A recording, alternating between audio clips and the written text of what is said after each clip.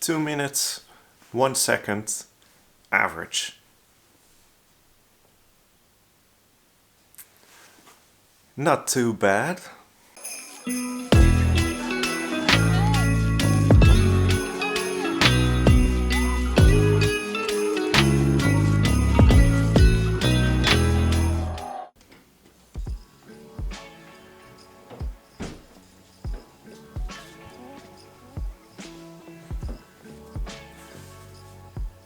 So today I'm going to spend mostly on improving my setup.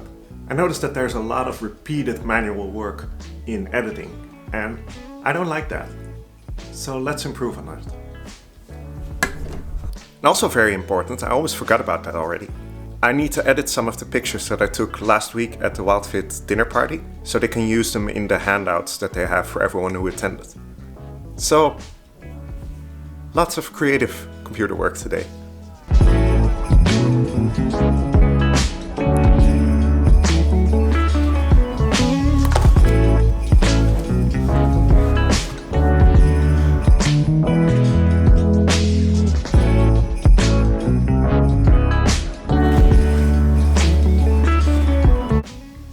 Alright, so after playing around with it for a bit, I have got a setup for new projects that kind of seems to work for me. So it is based on a default project template that Adobe gives. It has all my raw footage combined into one bin, the way I like it, because that's where I mostly work. And then all the other stuff like graphics, music is all just imported in there. I have a couple of adjustment layers that I like to use that are in there. What I mainly like about this, and that's kind of what I was looking for as well, is down here in the timeline. When you start a fresh project, you start out with I think 2 or 3 video and audio tracks, and I always use more.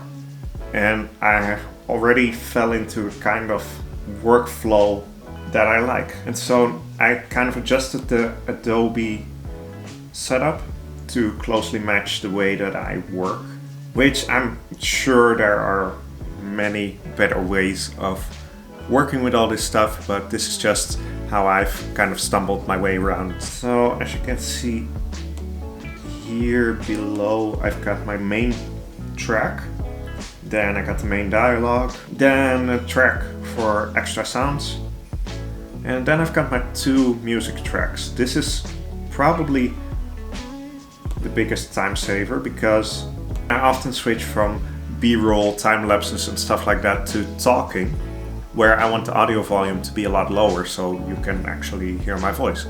I used to do that manually, but now if I play something, so here you have the harder volume, but if I place it on the music soft, then it becomes soft. And I don't have to do anything for that. I just love stuff like that. Besides that, there's a couple of other time savers in there, some default filters on the audio, some default LUTs on this scenic track. Has my default settings for sharpening and default LUT that I just end up using all the time anyway, so might as well have it in there by default because, again, small time savers. Now all of this may seem very small, and every change in itself is really small. It's like, yeah, but it takes like 3 seconds to add another track. It takes like 5 seconds to select the correct LUT. Yeah, but if I have to do an action more than once, and especially if I just have to do it almost every day, even if it is small, I don't want to have to deal with that if I can automate that. This took me maybe, I don't know, couple of hours of learning how Premiere Pro handles this stuff, and then I'll never have to think about it again.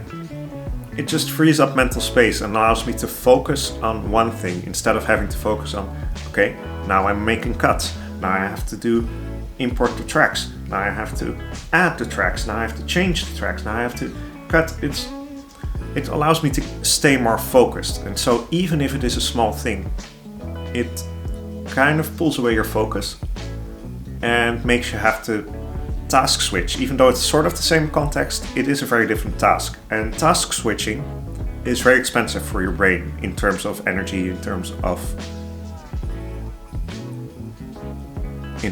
attention.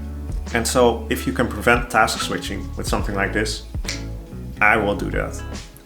I often jokingly say that a real programmer would rather spend an entire week automating a task that takes 5 minutes than do that task twice. That's how the greatest automations in software are written.